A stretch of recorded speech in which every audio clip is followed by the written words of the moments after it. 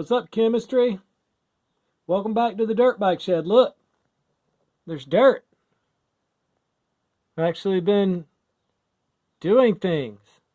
Hey, we're gonna do some PivNert today, and you'll know what I mean in just a second. So the ideal gas law, we had a little intro to, and I wanted to just do something very quickly. Let's say I've got a glass jar here, okay? And there's a pressure valve stuck in here, so I can read the pressure, and I know what the temperature is, okay? Pressure, temperature, and I know how big the jar is, okay? I know the volume. Well, the thing about the ideal gas law says if all these molecules of gas are acting perfectly, is that all gases will act the exact same in there. So if I had helium in there, the same number of moles of helium, I'll put them in there, or the same number of moles of hydrogen, put them in there, or the same number of moles of propane, and put them in there, they would all create the exact same pressure at the same temperature as long as they're in the same container.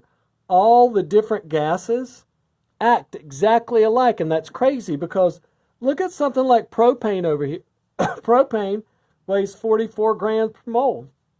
Hydrogen gas only weighs 2 grams per mole, and helium weighs 4 grams per mole, but they all act the same. Think about this. How can 6.02 times 10 to the 23rd of these guys, right?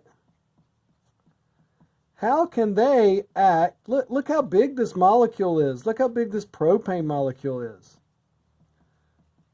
How can they act and fill up the exact same amount of space as this little hydrogen gas molecule? Well, they do. And the thing is, at any given pressure, volume, and temperature, the amount of energy that all these gases have, the kinetic energy of all these gases will be the same. And what that means is these little guys, they'll be moving faster and crashing into each other, and these bigger molecules might be moving a little slower and crashing into each other, but the kinetic energy of all the molecules works out to be exactly the same under ideal circumstances. So it's crazy to think, but we can make predictions about any gases using the same formula. And that took a lot of math. Now, what we're going to do today is we're going to do 5 of these problems. You need to try hard. You need to have your calculator. And you need to try to get these answers right. Okay? I do not grade you on how many answers you get right. Okay? There's 5 of these problems. A lot of you are used to making hundreds. And if you make one simple mistake, it's okay. Now, if you do this and you get 1 right out of 5, I'm not okay with that. So let's just try, and let's just try our best. That's all I'm looking for, okay? Now, I like to call the ideal gas law, I like to call it PivNert. Pressure times volume is equal to the number of moles times our adjustment number times the temperature. What's the temperature always in? Kelvin. We're going to do 5 problems. Hang on. Here's number 1. 2 moles of any gas at 200 kilopascals of pressure in a 30-liter container would have to be at blank degrees Kelvin. So this is PivNert. Okay. We're solving for T. You're going to have to use the correct R for kilopascals. Go. All right. Now I'm going to work it. 200 kilopascals is the pressure. The volume is a 30-liter cylinder. There are 2 moles of gas. The adjustment number for kilopascals for R is 8.314. And we're trying to find the temperature. So we're going to solve for T. We're going to take 2 times 8.314. Put that on the bottom. Here we go. I've got my trusty calculator here. 200 times 30 divided by, parentheses, 2 times 8.314 0.314, close parentheses, equals 361 degrees Kelvin. 361 degrees Kelvin. All right? That sounds crazy hot, but that's not crazy hot. I mean, it's too hot for you, but it's not crazy hot. All right? Let's work another one. All right, number 2. How many moles of gas are in a 25-liter container at 300 degrees Kelvin and 700 millimeters of mercury of pressure? Okay, so you're going to do PIV NERT. And we're solving for the letter N because it says how many moles. You're going to have to make sure you use the R for millimeters of pressure. All right, and go. All right, here's the answer. 700 is our pressure. The volume is 25 liters. We're looking for the number of moles. If we're using millimeters of mercury, 62.4 is our letter R. And the temperature is 300 degrees Kelvin. Okay, we're going to solve for the letter N. Boom. 62.4 times 300. We'll go on the bottom.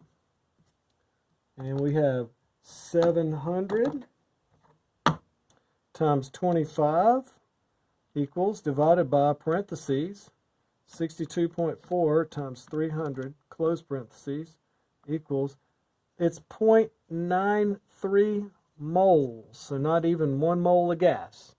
All right, I hope you got that one right. Here we go. Okay, this one says, how many moles of gas are in a 31-liter cylinder at STP? What does STP stand for? Standard, and this is something that you need to know, standard, temperature, and pressure. Okay, and that means, like I said in the last video, if you're at the beach at sea level, so that means 1 atmosphere and 273 degrees Kelvin. Okay, that's what we call standard temperature and pressure. All right, PIV NERT. What letter are we solving for? That's right, we're solving for N. Go. All right, let's solve it. The pressure is 1 atmosphere. 31 is our volume. How many moles? 0.0821 is our R, since I decided to use atmospheres, right? And the temperature is standard temperature. So I have standard temperature and pressure here, right? We're solving for the letter N. 0.0821 times 273. We'll go on the bottom.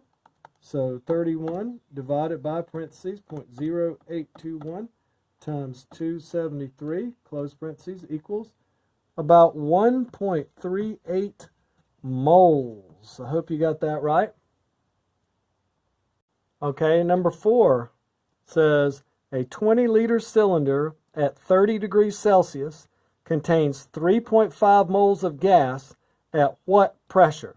And I want you to answer in kilopascals. So when we do PIV NERT, you have to make sure you use the R that corresponds with kilopascals. Yes, that's on page 1 of your tables. There's one other trick to this problem. What's the one other catch? What's the one other way you can get it wrong? That's right, look up here. What was the temperature given to you in? The temperature was given to you in Celsius, and it needs to be converted to Kelvin. All right, so go. All right, here's the answer. What is the pressure? We don't know. The volume is 20. There are 3.5 moles. The number for R for kilopascals is 8.314. And the temperature, it says 30 degrees Celsius, so we have to put 303 degrees Kelvin because you have to add 273 to that. We're solving for pressure. Boom. There we go. Here comes the calculator. 3.5 times 8.314 times 303 equals, divided by 20 equals, that pressure will be 441 kilopascals, and that will be very, very high pressure. That would be like you swam underwater 30 meters. That'd be like you're over 100 feet underwater. I think that's right. Okay, and we've got one more. Okay, here's this last problem. See if you can find the snags in here. 21 grams of propane at 341 degrees Kelvin are in a 29-liter container. What is the pressure in millimeters of mercury? Here is our formula, right? So something here doesn't match. You know you need to use the R for millimeters of mercury. What else is it that doesn't match? That's right. This is 21 grams, but this N stands for moles, right? So you have to convert the 21 grams of propane, and you should know this by now, but I'm going to write it down, C3H8. You got to convert the moles of propane, got to convert the grams of propane to moles and put that number here. You ready? And go. All right, here's the answer. What is the pressure on 29 liters? The number of moles, we've got to say 21 divided by 44 because C3H8 weighs 44.